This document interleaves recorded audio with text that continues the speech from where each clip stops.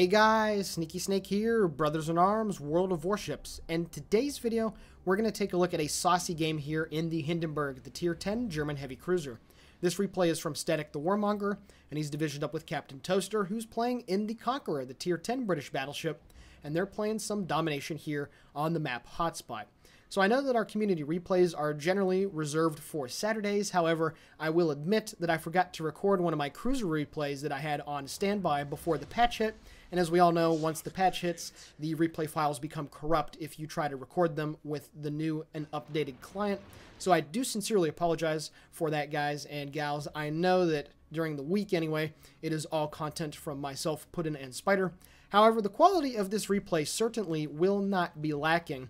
And it also brings into question a very good decision that you need to be able to make when you get up to these high-tier German heavy cruisers, specifically starting at Tier 9 with the Rune, and then of course with the Hindenburg here at Tier 10. And that decision is whether to use Main Battery Mod 3 or Gunfire Control System Modification 2. Now with Main Battery Mod 3, the reload time goes down by 12%, and you actually have 13% worse main battery turret traverse speed. So what this means for the Rune and the Hindenburg is that the base reload goes down from 10 to 8.8 seconds. If you decide to use Gunfire Control System Mod 2, it gives you a 16% increase to your main battery range.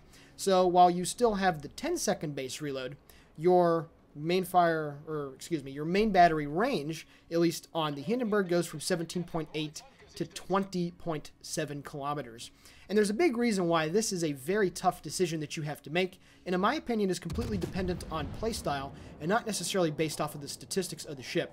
And it's due to the fact that the Hindenburg is a wonderful gunship here at the high tiers. You have the highest alpha damage on any 8-inch shell in the game, at least for your armor piercing, at 5,900 damage if you get a Citadel. But not only that, as I'm sure all of you are aware, the German heavy cruisers have much improved high explosive shells where they get IFHE for free. So what this means is that you have well over 40 millimeters of penetration with your high explosive shells.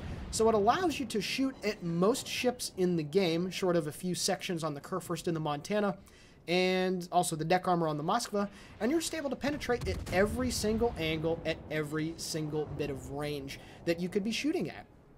And the reason why that's so important is because this thing is able to deal damage at 20 plus kilometers very easily. You can see that that Musashi that Statik is currently targeting has took 2 salvos back-to-back for over 3,000 points of damage. And because the Hindenburg, like all the high-tier cruisers, is very accurate, landing very big salvos at range is really not that hard. You saw right there another very large salvo of 3,700 damage. And he's already started 2 fires as well because the Hindenburg is a pretty decent fire starter at that, and it's a ship that just deals massive amounts of damage. You get the best bang for your buck in terms of the rate of fire and the number of guns that your ship has. The Zhao has the same amount of guns, but has a much slower reload, and while the Des Moines has a much faster reload, at least base at 5.5 seconds, it's less accurate, and it only has 9 guns compared to 12.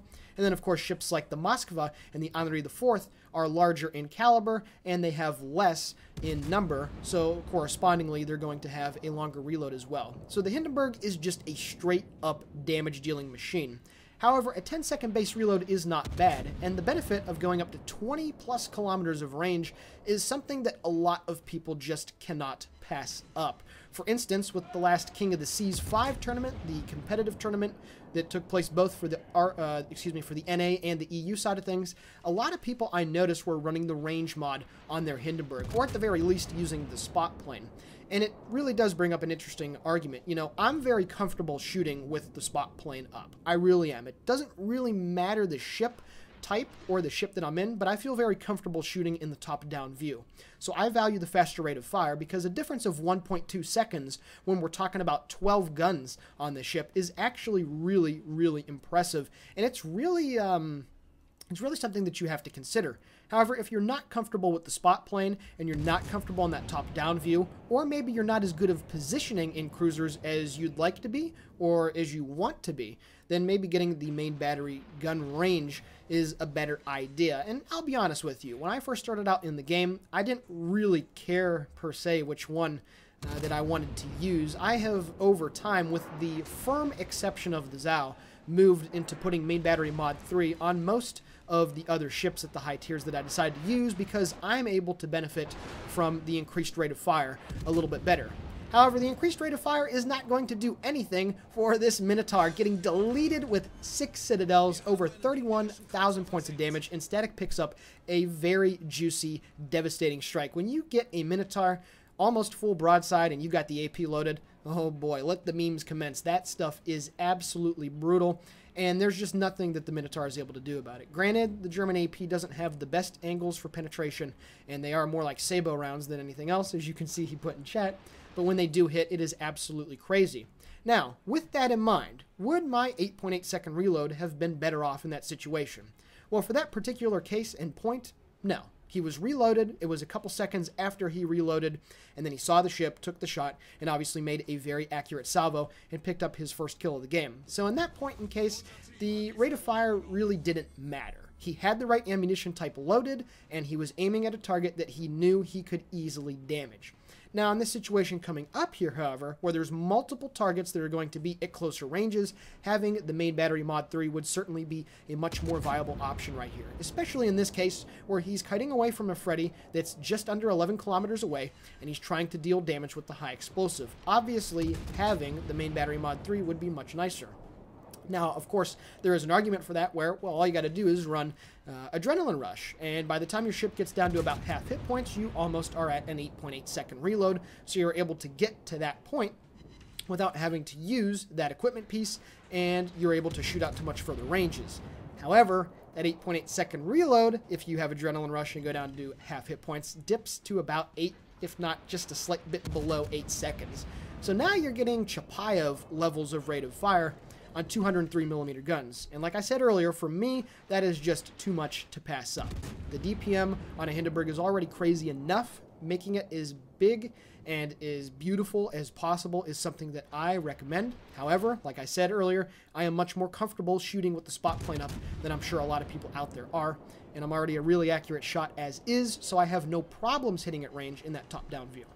Anyway, I've gone on about that a little bit longer than I wanted to, but I just wanted to get across the point for you guys so that you shouldn't feel ashamed or you shouldn't feel like you need to run one or the other. This is a ship that truly does have a choice, and two good choices at that. Something like a Zhao, you pretty much should be running the range mod. You should have been on the Ibuki anyway, and it just makes sense to me because the Zhao has a rather poor range without that range mod added to it.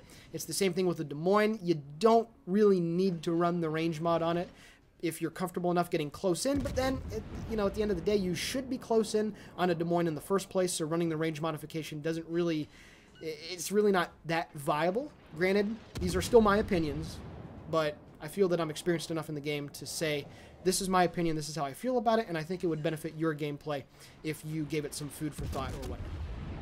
So at this point, it's 385 to 240, and so far he's just been damage farming ever since he got the nuke on that Minotaur. He's put himself in a pretty decent position, sans running into his buddy in the Conqueror that was moving by.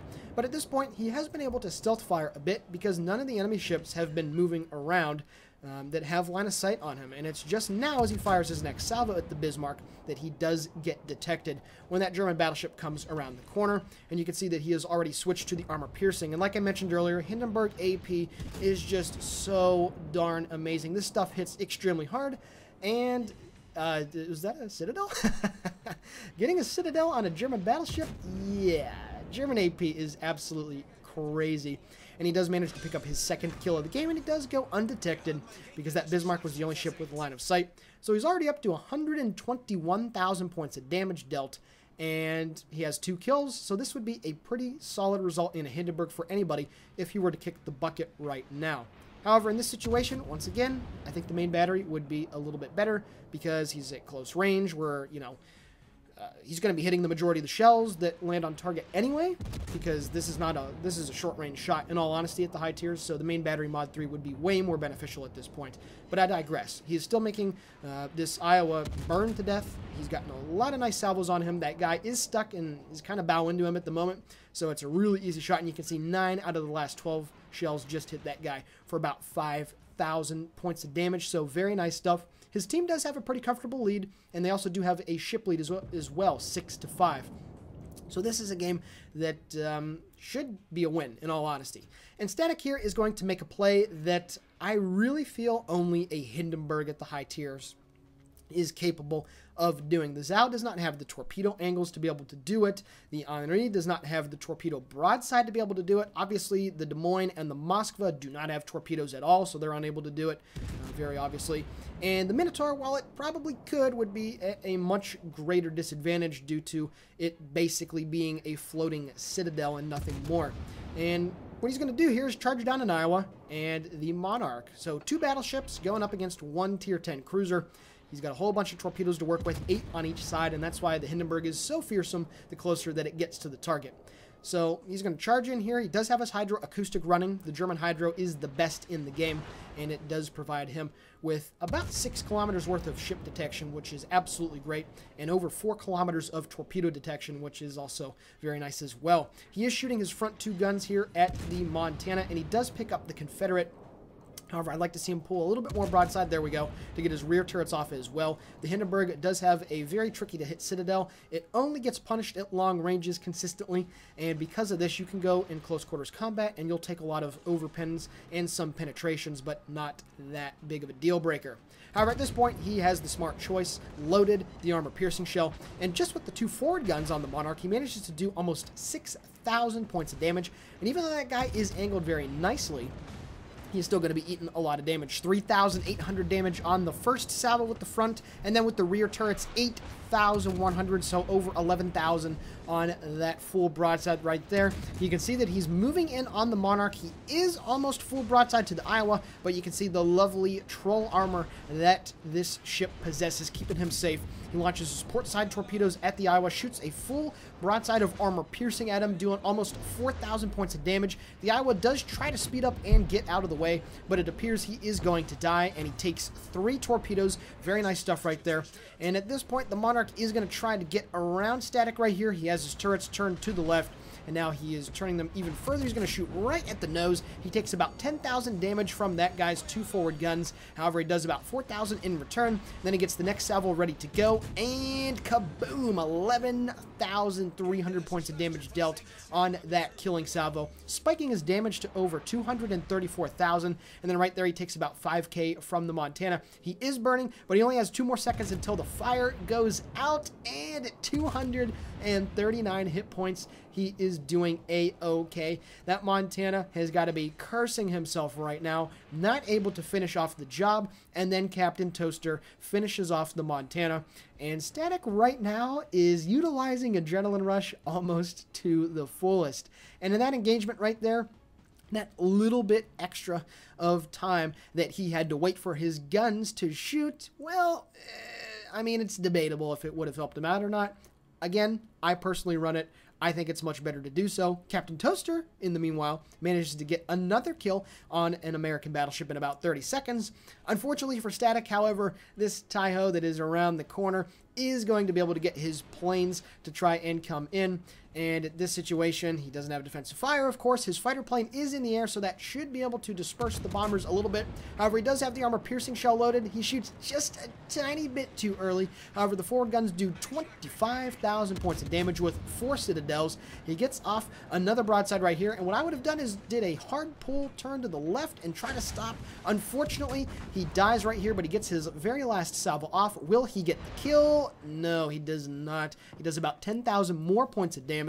And then at this point, Captain Toaster is going to go in and finish off the job. But regardless of that, what a game by Statik here in the Hindenburg. Alrighty guys, taking a look now at the post-battle results. 752,000 credits received and 9.8k total experience earned. He picked up Confederate, Dev Strike, and High Caliber, dealing 279,000 points of damage off of 294 shell hits and 3 torpedoes. He shot down 9 planes, sank 4 enemy ships, had 7 fires and 12 citadels, 7 base defense ribbons, and even 29 secondary hits. Taking a look at the team score, oh yeah, 3,231 base XP. That is a very, very nice amount to get, regardless of the ship type, regardless of the tier. And then Captain Toaster coming in second place. I guess he didn't finish off the carrier, but he still had 2 kills, 12 planes, and a very respectable 2,201 base XP. Taking a look at the detailed report and look at those damage numbers. 70k with the high explosive, 148,000 with the AP, 27,000 with the torpedoes, and 33,000 dealt with the fires that he set. He also had 1.4 million potential damage, which for a cruiser is very good. And he also accounted for his team's 75 of 116 defense points. So he was there at the cap, doing damage to the enemy team, keeping it off of their hand, and he ended up with a fantastic performance in the Hindenburg. So I really hope you guys enjoyed this replay as much as I had watching it. Please consider giving the video a like, commenting on it, or possibly subscribing to the channel. All of it is very much appreciated. And with that being said, this is the Sneaky Snake for Brothers in Arms World of Warships signing off. Guys and gals, as always, have a great day.